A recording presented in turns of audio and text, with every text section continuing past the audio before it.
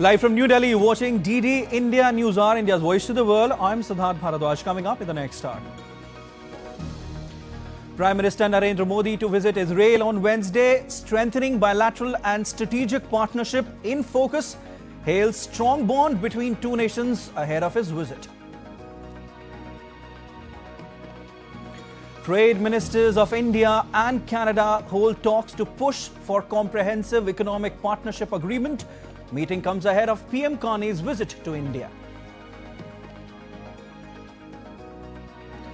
Mexican army remains deployed around area of El Mencho operation. President Sheinbaum asserts situation under control. Ukraine holds moment of silence on 4th anniversary of conflict with Russia. European leaders visit Kiev as mark of solidarity. Another round of talks expected by end of this week. Powerful winter storm paralyzes parts of the US northeast, forcing more than 8,000 flights, disruptions, roads and schools closed.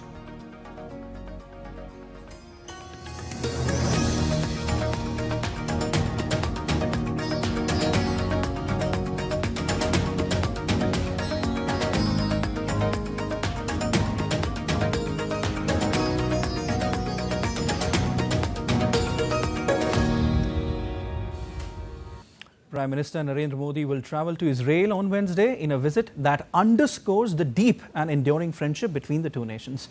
Ahead of his trip, Prime Minister Modi responded to Israeli Prime Minister Benjamin Netanyahu's message on social media, highlighting the trust, innovation and shared commitment to peace and progress that define India-Israel relations. Prime Minister Narendra Modi will visit Israel on Wednesday, underscoring the deep and enduring friendship between the two nations. In a message responding to Israeli Prime Minister Benjamin Netanyahu on social media, Prime Minister Modi highlighted the trust, innovation and shared commitment to peace and progress that define India-Israel relations. He expressed appreciation for the warm sentiments from his counterpart and fully agreed on the strength and diverse nature of bilateral ties. And this week, we will see an expression of the special relations that have developed in recent years between Israel and the global power of India, and between myself and its leader, Prime Minister Modi. We are personal friends. We speak frequently on the phone. We visit each other.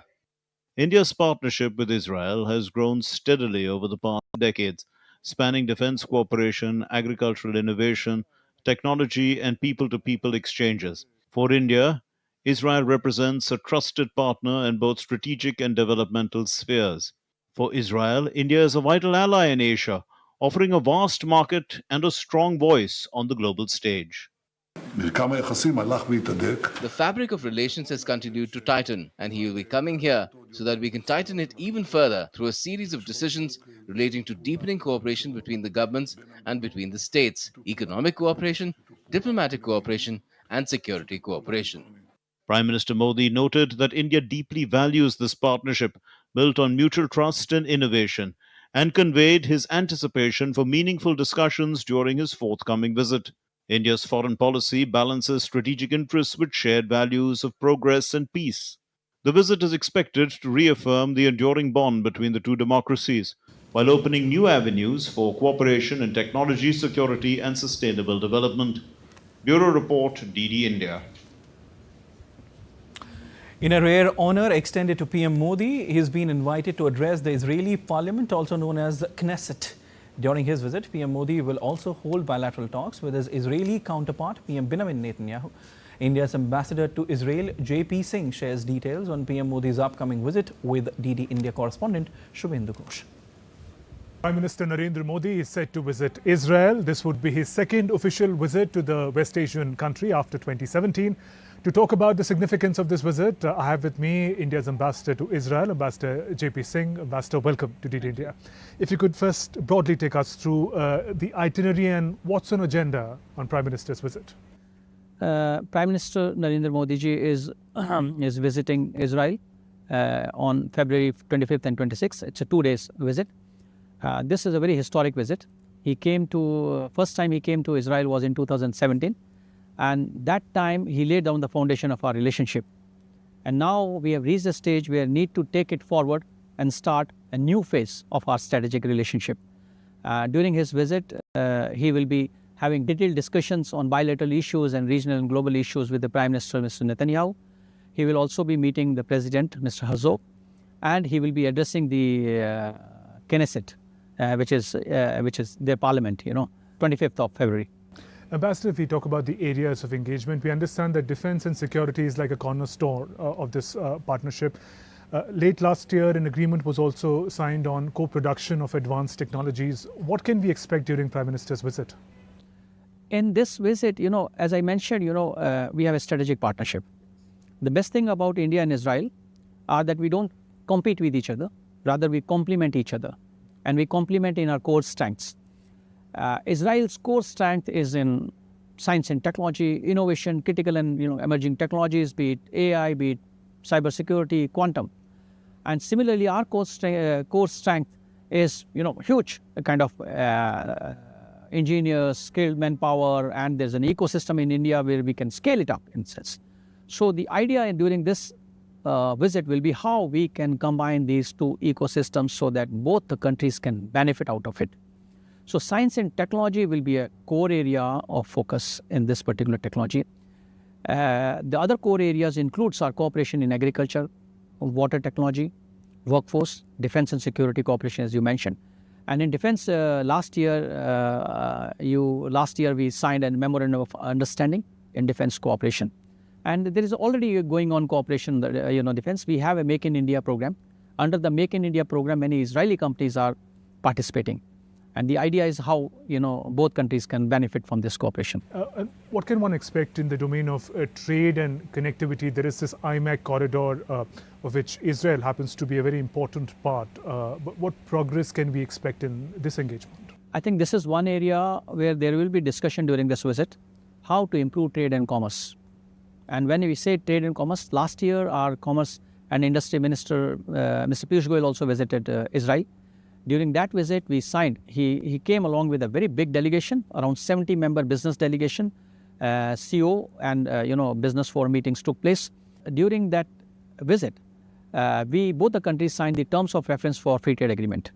And you will be happy to know that as we speak today, the delegation from both the sides are meeting in Delhi to take forward negotiations on free trade agreement. And I think during this visit, both the Prime Minister are going to set a roadmap, a target, how to sign free trade agreement at the earliest possible. Right. And finally, Ambassador, we understand India and Israel share civilizational links with one another. As far as taking forward people-to-people linkages in the 21st century is concerned, what steps could be taken? India and Israel, people-to-people cultural relations are already very good. Unlike many other parts of the world, in India you won't find any anti-Semitism activity, which we are proud of. India believes in philosophy of coexistence, believe in philosophy of Vasudhaiva Kutumbakam, and as Prime Minister says, that world is one family. World is one family.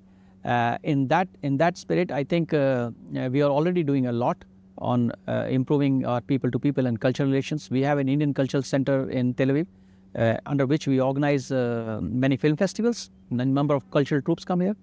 The tourism from Israel to India is picking up. So we are moving in the right direction, and maybe many agreements will be signed during this visit, and you will see some agreements in this field also. Ambassador Singh, on that note, thank you for speaking with DD India.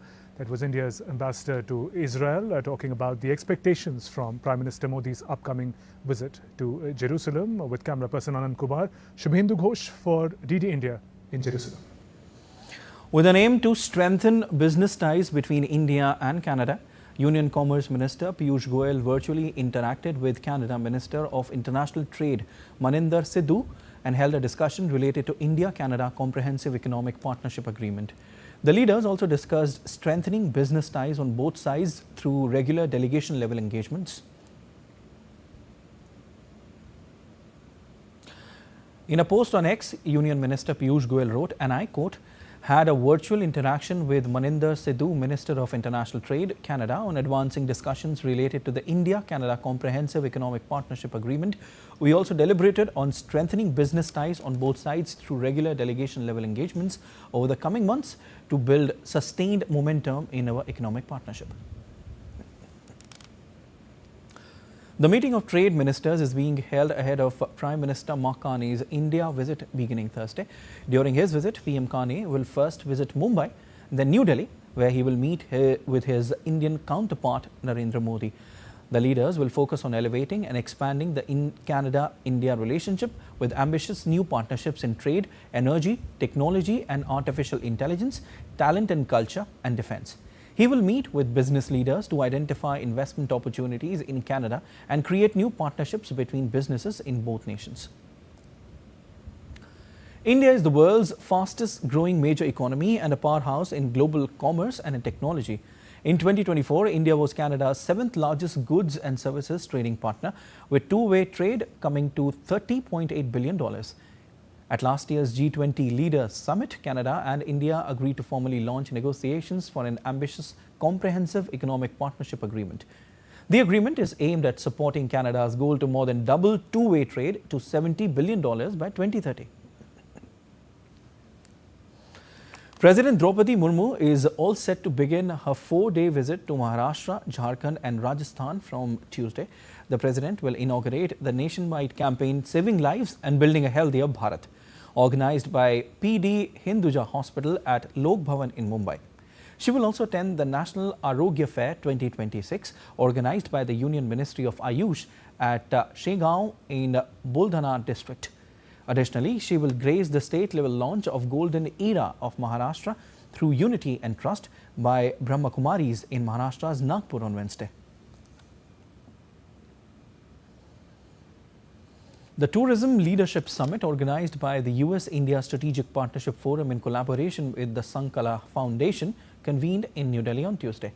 The summit seeks to deepen public-private collaboration and chart actionable strategies to position India as a competitive and resilient global tourism hub. Vice President C.P. Radhakrishnan, delivering the inaugural address, described tourism as a powerful driver of economic opportunity and said India is poised to redefine tourism for the world. Tourism is more than an industry, it is a bridge between the cultures, a driver of economic opportunity and a powerful instrument of soft diplomacy. With its civilizational heritage, diverse landscapes, spiritual traditions and youthful demographic dividend, India is poised to redefine tourism for the world. And still to come on DD India Newshour. 3 killed in US strike on vessel in Caribbean. Stay tuned for more details. Ahead of planned talks in Geneva on Thursday, Trump reiterates his warning, saying it will be a very bad day for Iran if it doesn't make a deal. China imposes restrictions on 40 Japanese firms and organizations. Why? Stay tuned to know this.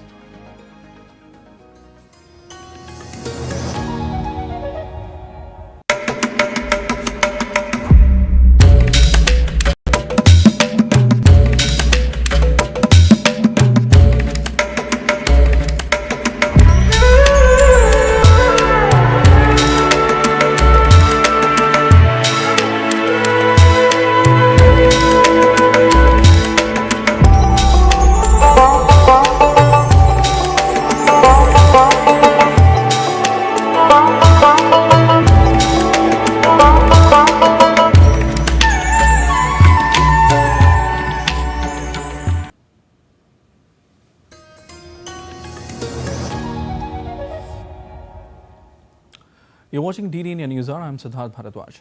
Mexican authorities on Monday deployed an additional 2,000 military troops to the western state of Jalisco following violence in the wake of death of Mexico's most wanted cartel leader, Nemesio Oseguera, known as El Mencho. Mexico has deployed 10,000 troops deployment since Sunday to quell clashes sparked by the killing of drug lord that have claimed dozens of lives.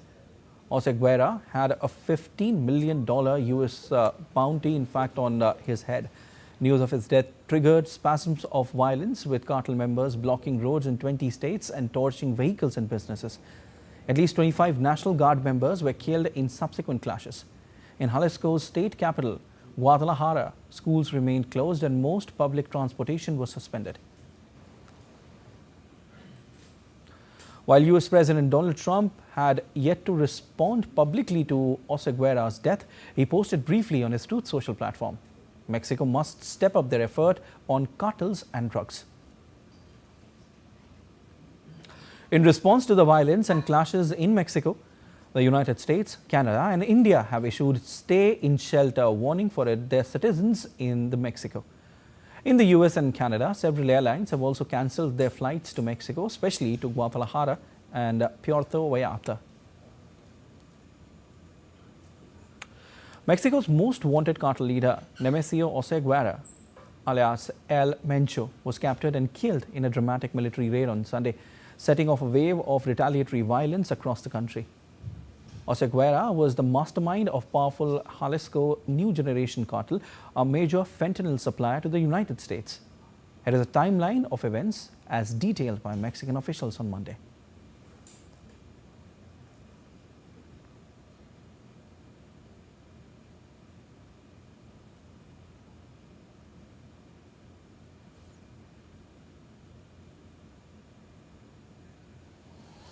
Meanwhile, Puerto Vallarta's Licenciado Gustavo Diaz Ordaz International Airport appeared unusually quiet on Monday amid heightened security following recent cartel-related violence in Jalisco state. National Guard troops patrolled the terminals while security personnel frisked travelers as operations slowly normalized. Airlines are gradually restoring service. Air Canada has announced it will resume full flights to Puerto Vallarta from Montreal, Toronto and Vancouver on Tuesday, with Toronto-Guadalajara routes restarting Wednesday. Other carriers are following suit as authorities work to stabilize the region after widespread disruptions. U.S. Secretary of State Marco Rubio will take part in a summit of Caribbean nations on Wednesday, the State Department said, as he seeks a common line on Venezuela and pressure on Cuba. Rubio will represent the United States in the summit of the Caribbean community taking place this week in the small island nation of St. Kitts and Nevis. Rubio will reaffirm the United States' commitment to working with CARICOM member states to enhance stability and prosperity in their hemisphere.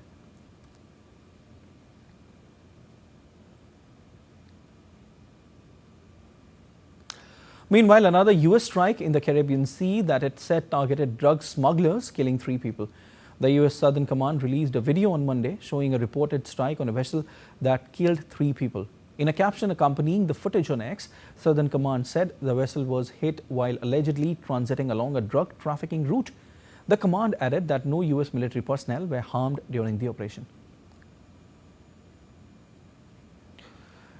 U.S. President Trump continues to walk a line between diplomatic and military solutions for Iran, reiterating on Monday evening that he preferred to strike a deal to curtail its nuclear program.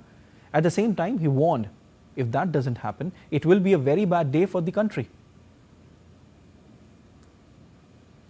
Meanwhile, Iran has firmly dismissed speculations about a potential interim agreement with the United States, stating that such claims have no basis. Foreign Ministry spokesperson Ismail Baghei addressed numerous rumors regarding the format and substance of ongoing negotiations between Tehran and Washington at a press conference on Monday. He underlined that none of the details circulating are confirmed by Iran, especially those regarding an interim agreement, which he says has no basis. Our position on ending the cruel US sanctions and the nuclear issue is clear, and we are well aware of the US side's viewpoints. If both sides demonstrate goodwills during negotiations, we can hope for a result. We are now in the stage of stating our positions. We hope that we will be able to hold another round of talks within the next 2 to 3 days. The U.S. State Department is pulling out non-essential government personnel and their eligible family members from the U.S. Embassy in Beirut amid growing concerns about the risk of a military conflict with Iran. The State Department on Monday updated its travel advisory for Lebanon, repeating its warning that U.S. citizens should not travel to the country. Remaining embassy personnel are restricted from personal travel without advance permission, and additional travel restrictions may be imposed due to increased security issues. The US has built up one of its biggest military deployments in West Asia, with President Donald Trump warning on Monday. Iran has threatened to strike American bases in the region if it is attacked. Moving on to Ukraine, where Kyiv residents came to a halt on Tuesday as the city observed a moment of silence marking the 4th anniversary of Ukraine's conflict with Russia. Soldiers lowered military flags in the Ukrainian capital, while commuters and pedestrians stopped in place as the clock struck the hour, bowing their heads, remembering those lost their lives so far.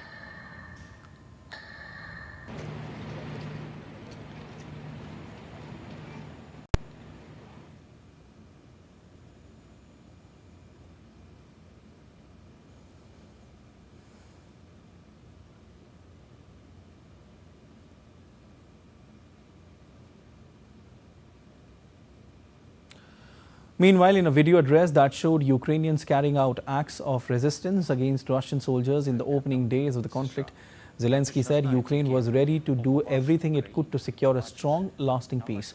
The president stressed that Ukrainians want peace, a strong, dignified and lasting peace.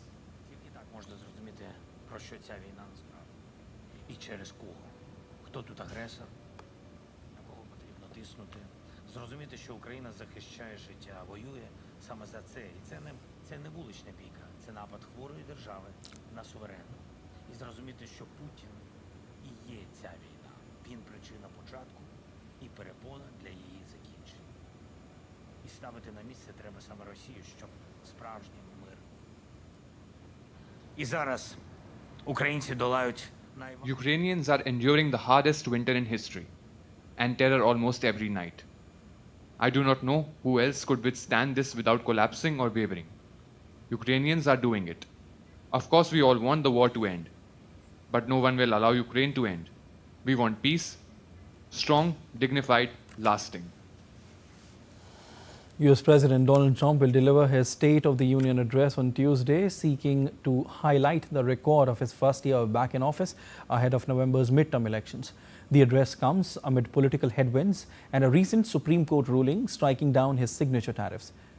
Some Democrats are planning a boycott and silent protests as political tensions remain high in Washington. President Trump, during the address, is expected to focus on immigration, the economy and foreign policy, including ongoing tensions with Iran. The European Parliament has postponed a vote on the European Union's trade deal with the United States due to US President Donald Trump's imposition of a blanket 15% import duty after the Supreme Court struck down his previous global tariffs. Parliament's Trade Committee had been due to vote on Tuesday, but that vote has now been postponed in what is the second such suspension by EU lawmakers. They previously halted their work on the deal in protest at Trump's demands to acquire Greenland and threats of extra tariffs on European allies who opposed his plan.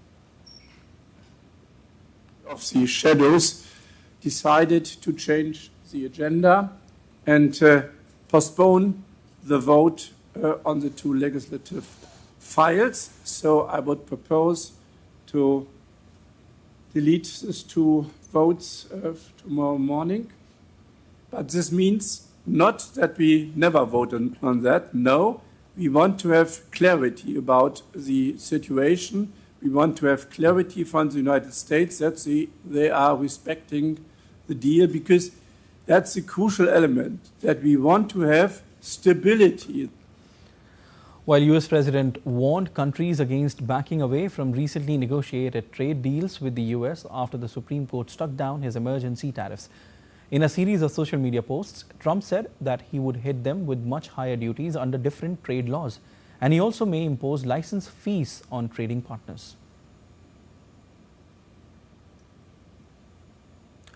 China imposed restrictions on 40 Japanese firms and organizations, citing national security concerns in an escalating dispute that has already hurt travel to Japan. The tensions stem from remarks by Japanese Prime Minister Sanae Takaichi suggesting Tokyo could respond militarily if Taiwan were attacked. Beijing's Commerce Ministry barred exports of dual-use goods to 20 Japanese entities, including Mitsubishi Corporation and the Japanese Aerospace Exploration Agency, alleging support for military development. Another 20 Japanese companies, such as Subaru Corporation, were placed on a watch list requiring tighter export scrutiny. China said the measures aim to counter Japan's remilitarization and would not disrupt normal trade. Tokyo signaled it would assess the impact and respond appropriately.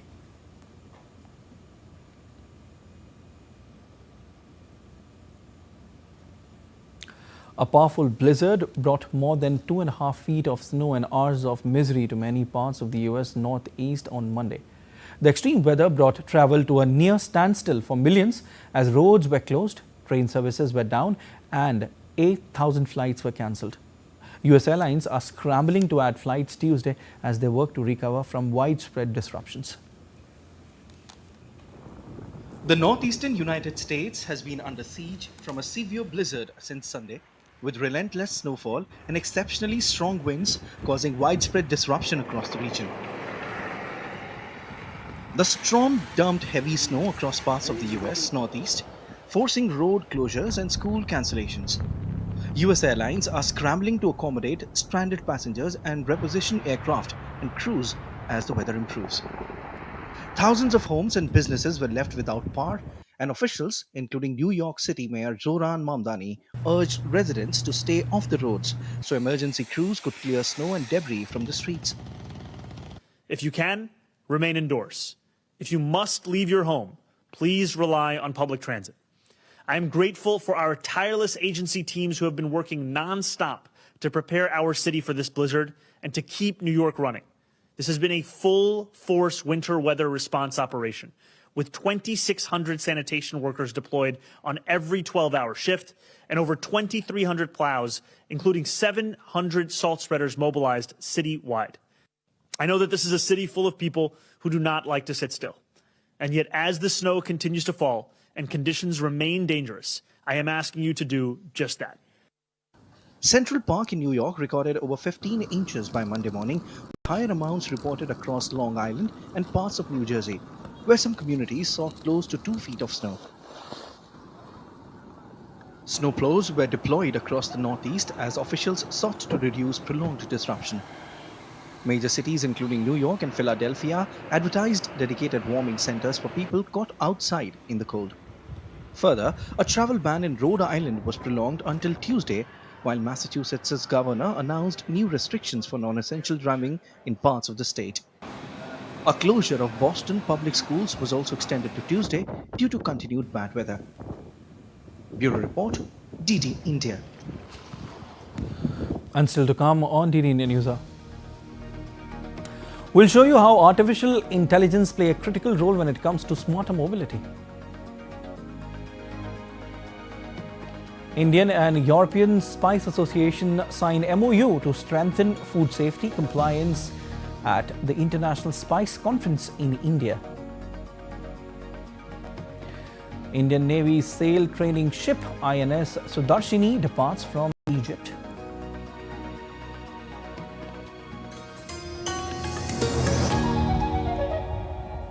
Can the US launch a bombing campaign against Iran? The Philippines vessel suffered structural damage. The saga of child sexual abuse is the United States China's debt trap strategy.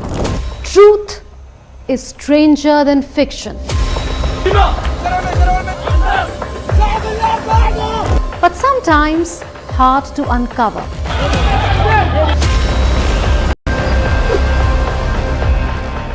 Trust us to tell the truth, unadulterated and pure, of every story that matters to you.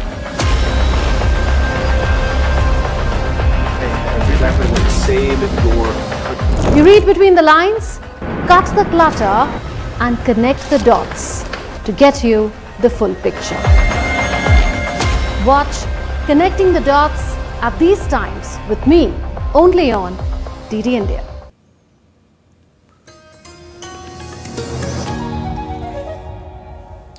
You're watching DD India Newshour. I'm Siddharth Bharadwaj, and a quick recap of the headlines. Trade ministers of India and Canada hold talks to push for a comprehensive economic partnership agreement. Meeting comes ahead of PM Carney's visit to India. Mexican army remains deployed around area of El Mencho operation. President Sheinbaum asserts situation under control. Ukraine holds moment of silence on 4th anniversary of conflict with Russia. European leaders visit Kiev as mark of solidarity. Another round of talks expected by end of this week.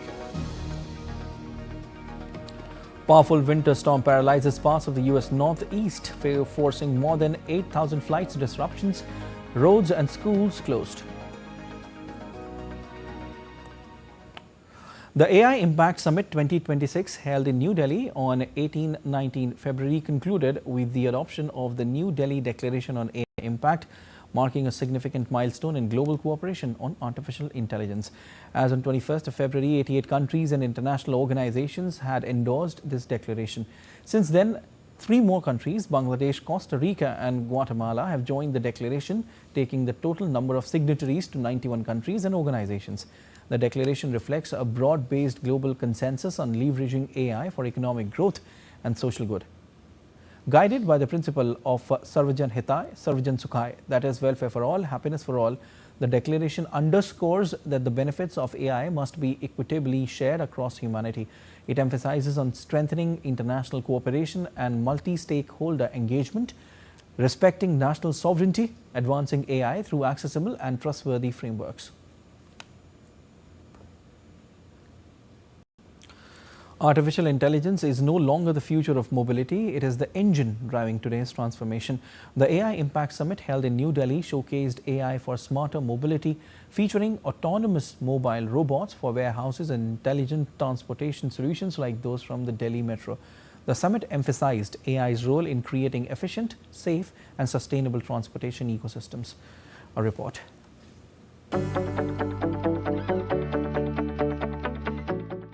India's transport network carries millions of people and tons of goods every day. AI is enabling safer and efficient mobility through predictive traffic management, real-time public transit optimization, and electric vehicle infrastructure. From smart traffic control to connected vehicles and autonomous systems, AI is reshaping how India moves. Through real-time data analysis, pattern recognition, and automation, AI helps predict, prevent, and optimize, saving lives and preventing mishaps. AI-driven mobility is revolutionizing Indian road infrastructure by enhancing safety, reducing congestion, and optimizing maintenance through real-time data analysis. It is achieved through adaptive traffic lights in Bengaluru and Kolkata, iRaste predictive alerts, pothole detection, and 5G V2X systems. Delhi Metro Rail Corporation uses AI for demand-based transit and arrival prediction. AI supports the 4 essential E's of road safety: engineering, enforcement, education, and emergency health services.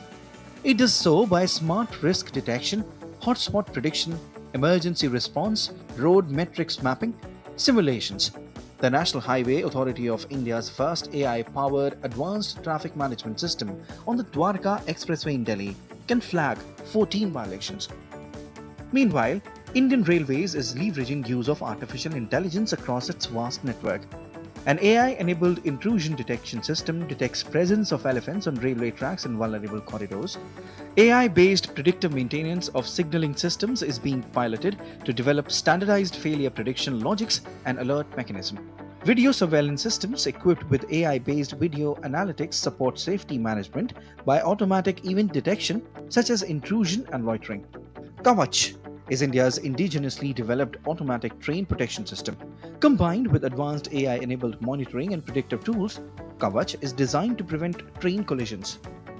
AI in Indian shipping is rapidly transforming logistics by enhancing operational efficiency, cutting costs by up to 25%, and improving delivery accuracy by 40% through predictive analytics and automation. Key applications include AI-powered route optimization, real-time cargo tracking, automated port operations, and predictive maintenance.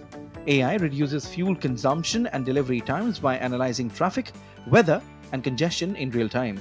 Algorithms analyze vessel data to predict equipment failures before they occur and identify risks in shipping lanes.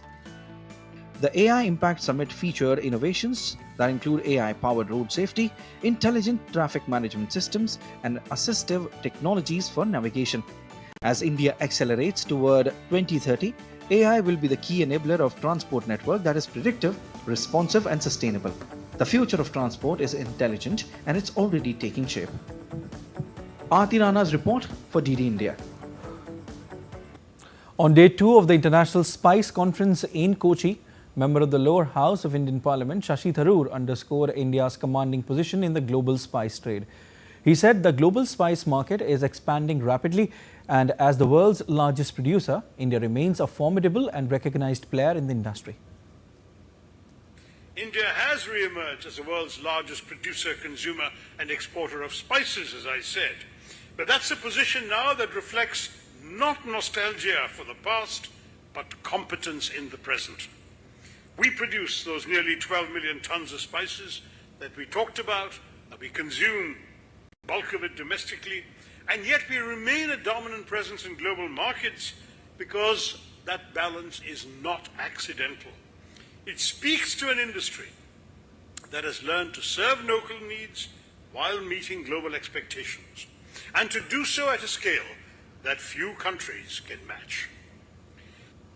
Highlighting India's evolving trade outlook, Tharoor noted that the country now engages with global markets with renewed confidence, not merely as a participant but as a potential rule maker. India today engages the global trading system not from that position of constraint, but from today's position of confidence. We were rule takers once. We can be rule makers today. History in this sense is not a burden. It is a guide, sharpening our choices as we move forward. History, however, does not end with disruption. It resumes with determination. The decades following independence were neither a simple return to past glory nor a rejection of global engagement. They were instead an exercise in rebuilding our institutions, our credibility, and our confidence. India had to relearn how to trade on its own terms. In order to strengthen food safety, compliance and ease trade regulations, the All India Spices Exporters Forum and the European Spice Association signed a memorandum of understanding. Under a joint declaration, both organizations reaffirmed their commitment to safeguarding consumer health and promoting ethical, responsible practices across the supply chain. The declaration unequivocally condemns food adulteration and bans the use of sterilization methods prohibited in the European Union, such as ethylene oxide for products destined for EU markets. It also cautions against misuse of permitted processes, including undeclared irradiation, or non-compliant chemical treatments. The 2-year MOU provides a framework for information sharing, technical cooperation and coordinated engagement on EU regulatory requirements covering hygiene, contaminants, traceability and sustainability. ESA will share updates on European market regulations, while AISEF will promote EU standards across its supply chain to ensure consistent compliance for Indian origin products. The Election Commission on Tuesday organized the National Roundtable Conference of ECI and State Election Commissioners at Bharat Mandapam in New Delhi. On the occasion, the Commission and the State Election Commissioners launched a book, A Confluence of Democracies, which document the India International Conference on Democracy and Election Management 2026. At the conference being held after a gap of 27 years, Chief Election Commissioner Gyanesh Kumar noted the contribution of over 1 crore officers during the general elections in India. He said the massive contribution of officers from booth level to the topmost level has made India earn a global prestige. As the largest electoral database in the country, with such a large electoral database, naturally, the holding of elections, preparation of electoral rolls becomes one of the most challenging tasks on this planet. During the Lok Sabha elections, the Election Commission has on its deputation nearly 1.8 crore officers. That makes the Election Commission of India conduct the Lok Sabha elections, which are held periodically, fairly, transparently and efficiently. This mammoth work done with commitment by our foot soldiers, right from booth level officers to assistant electoral registration officers, to electoral registration officers, to district election officers, to our chief election officers, electoral officers. India has earned a global prestige. Marking a significant milestone, Indian Navy's sail training ship INS Sudarshini departed from Egypt, continuing her trans-oceanic voyage, a testament to India's Mahasagar vision and enduring India-Egypt maritime friendship. Carrying India's seafaring legacy across oceans, Lokayan 26 embodies maritime diplomacy, goodwill and global cooperation at sea. Transit through the Gulf of Aden and Red Sea constituted a key operational phase as the ship steered through challenging weather conditions and dense shipping traffic, demonstrating a high degree of professional competence and seamanship skills. The visit of INS Sudarshini to Safaga reaffirms the Indian Navy's continued commitment to maritime outreach under the Bridges of Friendship initiative and underscores the strong and enduring ties between India and Egypt. Let's take a look at other stories making news. The Employees State Insurance Corporation or ESIC marks its 75th Foundation Day on Tuesday, celebrating 75 years of dedicated service to workers' welfare and social security. A grand national event is underway at Bharat Mandapam in New Delhi. Nationwide activities include tree plantation, office illuminations till March of 7th, along with cleanliness drives. The SATCOM Industry Association India is hosting the 4th edition of the Defence Space Conference and Expo or DEFSAT 2026 at the Manekshaw Centre in New Delhi from Tuesday to the 26th of February. The 3-day event, themed Space at the Core of National Security, convenes over 1,000 stakeholders including senior military leaders, policymakers, industry experts and defence attaches from more than 20 countries. Gliders India Limited or GIL under India's Ministry of Defence has achieved a major milestone with the first live jumps of advanced parachute system in Uttar Pradesh's Agra.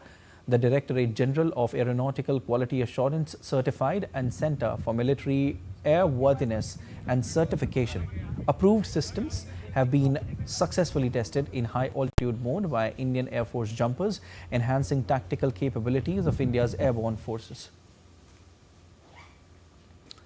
And 7 people on board a Jharkhand air ambulance were killed when the aircraft crashed near Simaria in Jharkhand's Chatra district on Monday while flying from Ranchi to Delhi.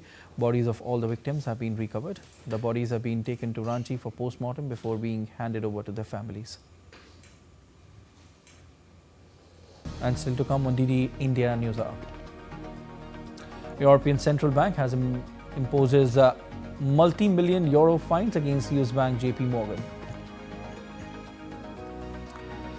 England and Pakistan face off in Super 8 stage of T20 World Cup today, with spinners set to play dominant roles.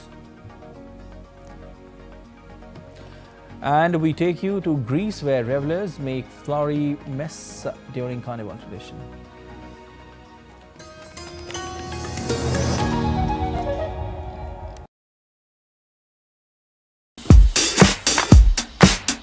Goa, an adventure paradise like none other. From lush forests to rugged hills, from pristine ocean beach stretches to stunning lakes, there is something to explore in every corner of the state. And some adventures are wilder than others.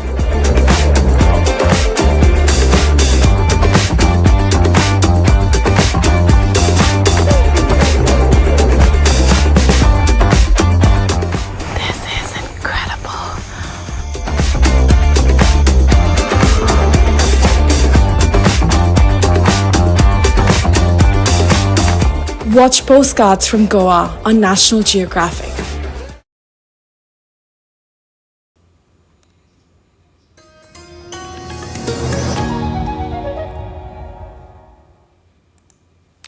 You're watching DD India Newshour. I'm Siddharth Bharadwaj. And more transatlantic troubles in the world of finance. The European Central Bank has imposed multi-million euro fines against US bank JP Morgan. Lars Holter is with Deutsche Welle and joins us from Berlin. Hi Lars, what's the story here?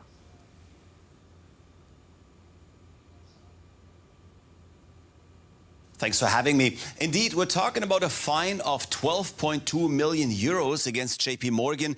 And the reason is, according to ECB in Frankfurt, the bank's misrepresentation of its capital requirements. Now we're getting into regulatory issues, and that's a bit complicated to unpack. But here's what's going on. Between 2019 and 2024, JP Morgan reported lower risk-weighted assets than it should have submitted to banking supervisors. Now, these risk-weighted assets are a measure of the risks a bank holds on its books. They serve as a basis for banks to calculate their capital requirements. Because of the understated risk-weighted assets, the bank reported higher capital ratios than they should have. And why is this not just a technicality? Because these ratios are key indicators of a bank's capital strength and its resilience to absorb losses. Okay, so what's the exact damage that JP Morgan did with its wrongful filings? In fact, filings, Lars? There are no real financial damages, but that is not the point. What's more important is the fact that JP Morgan apparently undermined a system the ECB has in place to prevent banks from taking on too much risk. Something that, especially since the global banking crisis a few years ago, everyone probably understands to be extremely important.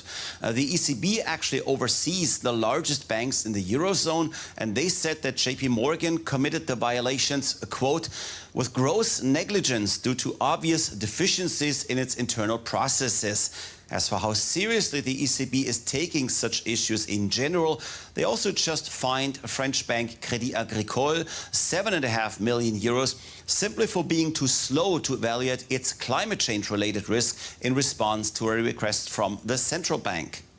So what is JP Morgan's reaction to these actions by the ECB?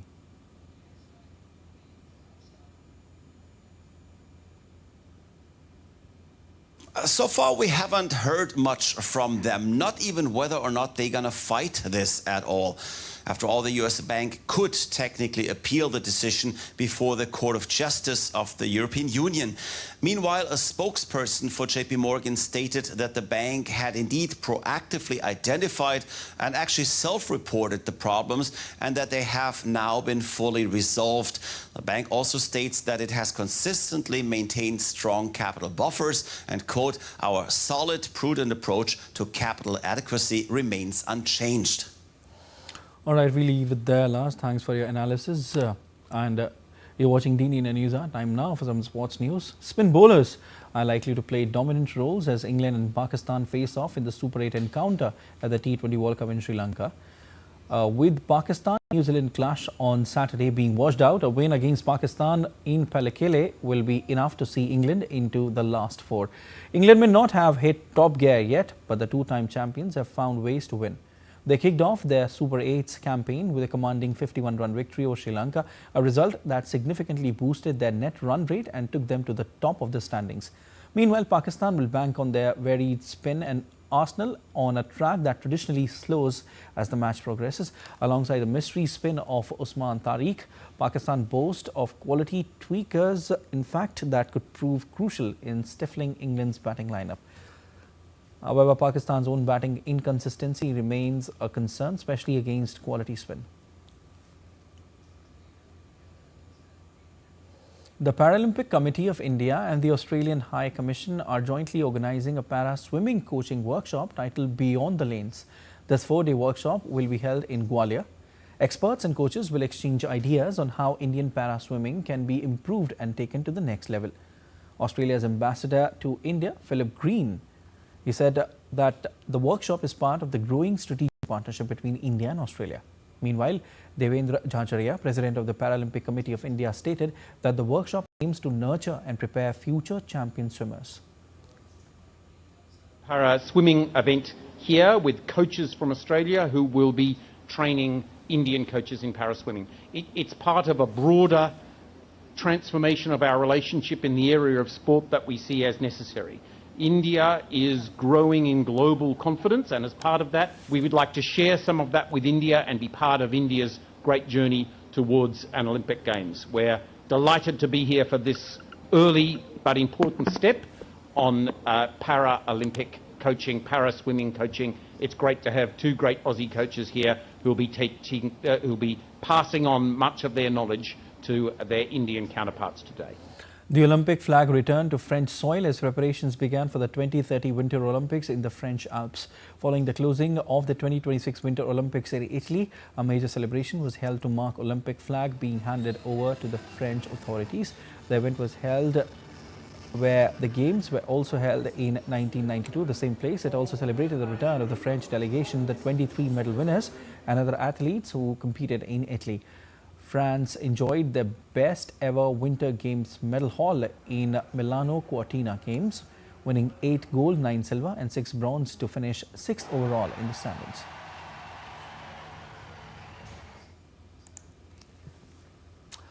The Union of European Football Associations, or UEFA, suspended midfielder Gianluca Prestiani from Benfica's Champions League playoff second leg match against Real Madrid this week after he was accused of racially abusing Vinicius Jr.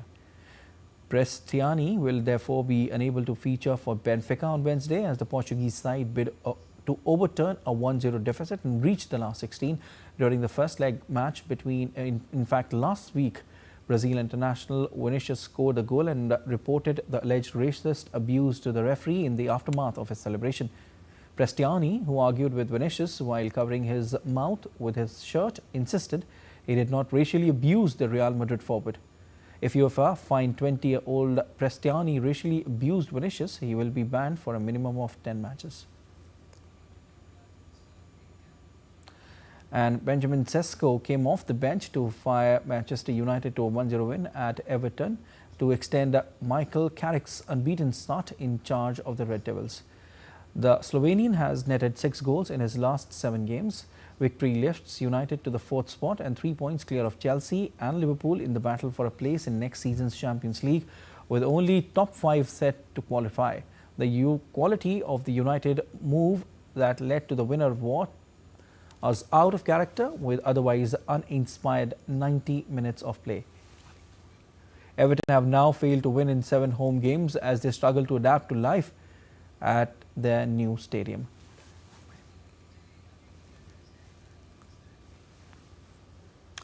Floyd Mayweather and Manny Pacquiao will meet in a long-awaited clash on 19th of September in Las Vegas City of the United States. The bout between two of boxing's biggest names who famously fought a blockbuster clash in 2015 and are now both in their late 40s. Comes days after Mayweather announced he is coming out of retirement. Mayweather beat fellow welterweight Pacquiao in the money-spinning 2015 fight of the century. Former multi-weight world champion Mayweather retired from boxing in 2017 unbeaten in 50 bouts, though he has continued to fight in exhibitions.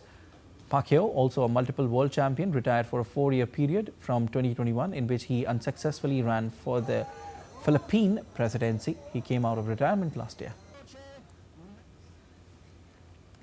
And hundreds of revelers participated in a flower war, dousing each other with tons of colored flour in coastal town of Galaxidi of Greece on Monday as part of the annual Flower Carnival tradition. The event, which marks the end of the carnival season, saw participants wearing goggles and protective suits to shield themselves from the clouds of flour dyed with food coloring thrown across the town's harbour.